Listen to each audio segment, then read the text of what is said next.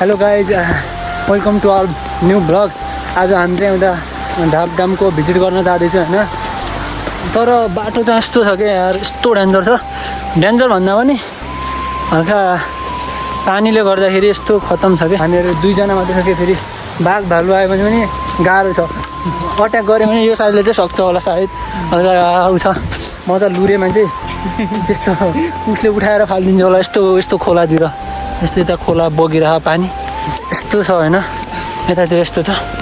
यो हामी त खुट्टा हिँडेर एक्लै चाहिँ नआउनु होला गाइस होइन। साथमा चाहिँ एक दुईजना बोकेर ल्याउनु होला।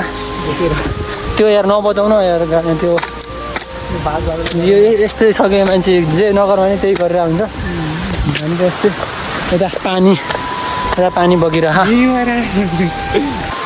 यस्ता हेर्नुहोस् यस्तो। अनि के छ दोस्त, अनि कस्तो लागिरह तिमीलाई? शब्द छैन भन न, एउटा दुइटा शब्द होला नि।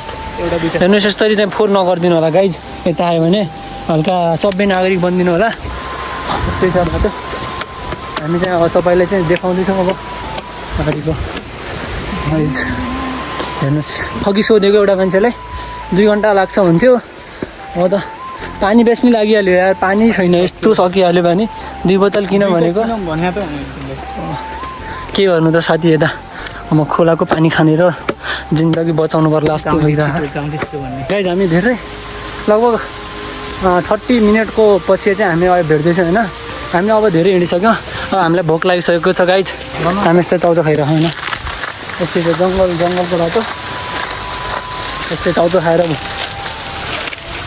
हामी सिजी कम्पनीलाई चाहिँ धेरै धन्यवाद दिन चाहन्छु होइन। यस्तो ठाउँ आएर पनि हामीलाई यस्तो सुविधाहरू दिइरहेको छ। त्यसो हामी अब चाउचाउ खान लाग्यो होइन। हेर्नुहोस् गाइज, चाउचाउ के छ, चाउचाउ खाने हो।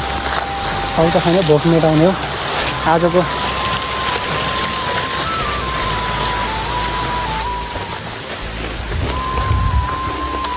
आउ दोस्त मजाले।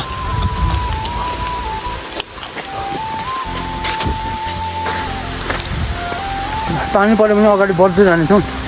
यस्तो बाल लाग्दैन हामीलाई। हामी जस्तो फेरि गाइज त्यस्तो चाउचाउ खाएर अगाडि बढ्ने हो। उता कतिखेर पुगिन्छ थाहा होइन, कहाँ पुग्यो भने पनि थाहा होइन।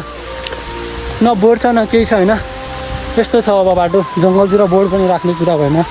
अब हामी चाहिँ थोरै छ पुग्न आँटिसक्यो। अगाडि बोर्ड भेटाएको, बोर्डमा चाहिँ 3 किलोमिटर भनेको थियो। अनि हामी पुग्न लागिसक्यो। यता हेर्नुहोस् कुहिरो लागेको छ। कुहिरो लागेको छ, पानी बर्रा जस्तो भएर त्यही हामी डराएको छैन पानीदेखि। बाइकहरू पनि आउने रहेछ यतातिर। यस्तो ठुलो रुखहरू छ, जङ्गल धेरै छ। मैले वाइल्ड एनिमलको लास्ट डेन्जर त हो, तर अहिलेसम्म हामीले त्यो बाँदर बाइकहरू केही भेटाएको छैन त्यस्तो होइन। अनि एउटा बाँदर चाहिँ हामीले छोपेर यता ल्याएर हिँडिरह ब्यागस्याग हालेर। कस्तो लागिरहेको छ हिँडेर? अहिले चाहिँ लाग्दैन, भोलि थाहा हुन्छ कस्तो लागिरहेको। अनि भोलि क्लास जाने कि होइन? मैले त हिजो पनि क्लास छोडिदिएको, आज पनि छोडिदिएको। यता आउनुको एक्साइटमेन्टले यस्तो दामी छ। तर उता गयो भने धेरै राम्रो होला सायद। यो त त्यो उ छ नि यार, घनघासको उकालो भन्दा पनि ठुलै भयो त दोस्त यार। यस्तो त म गाडीबाट दुखिरहेको हाम्रो गाइजहरूलाई भनिदिनुहोस् न कस्तो थियो त भन न। मम्मीको मामा गरेको अनि सानो थियो नि त, हिँड्नु सकेको थिएन क्या। कुन ठाउँ पर्छ अरे त्यो? बैतडी हो। बैतडी कुन ठाउँ? बैतडी पढ्या हो, तर बिर्साइहाल्यो नि त दोस्त। पाटनदेखि अनि यस्तै चाहिँ हामी पनि अगाडि बढिरह। यस्तै अब 3 किलोमिटर भन्ने थियो। 3 किलोमिटर त पुगिसक्नु पर्ने, धेरै हिँडिसक्यौँ कि हामी। यस्तो छ गाइदिनु यत्रो छ उता धेरै छ।